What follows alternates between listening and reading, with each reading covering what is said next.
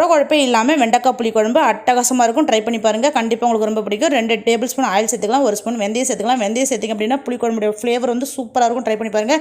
10-20 போல் பூண்டு வச்சிருக்க அதையும் சேர்த்துக்கலாம். 20 சின்ன வெங்காயம் உரிச்சு வச்சிருக்க அதையும் சேர்த்து நல்லா செவர வணக்கிக்கலாம். அது நல்லா வணங்கி வந்ததுக்கப்புறம் 1.5 தக்காளி பழமும் அதோட கூட கொஞ்சம் உப்பு சேர்த்து நல்லா குழன்னு வர வரைக்கும் வணக்கிக்கலாம். வெண்டைக்காய் வந்து ஆல்ரெடி நான் வந்து ஒரு 10 நிமிஷம் ட்ரையாகவும் 10 நிமிஷம் வந்து ஆயிலையும் நல்லா ஃப்ரை பண்ணி எடுத்து வச்சிருக்கிறேன்.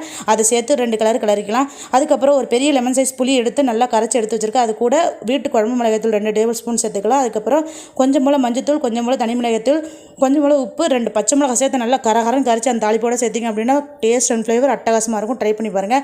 நல்லா கொதிச்சு வந்ததுக்கப்புறம் ஸ்டவ் ஆஃப் பண்ணாமல் ஒரு 5-10 நிமிஷத்துக்கு 2 கொத்து கருவேப்பிலையை போட்டு நல்லா மூடி வச்சு எண்ணெய் பிரிஞ்சு வர வரைக்கும் கொதிக்க வச்சிங்க அப்படின்னா இன்னுமே ஃப்ளேவர் சூப்பராக இருக்கும். ட்ரை பண்ணி பாருங்கள். இந்த பதிவு பிடிச்சிருந்தது அப்படின்னா நம்ம சேனலை சப்ஸ்கிரைப் பண்ண, லைக் பண்ணி சப்போர்ட் பண்ணுங்கள். ட்ரை பண்ணி சாப்பிட்டு பார்த்துட்டு எப்படி இருந்துச்சு அப்படிங்கிறத எனக்கு கமெண்ட் பண்ணுங்கள். ஓகே, பாய்.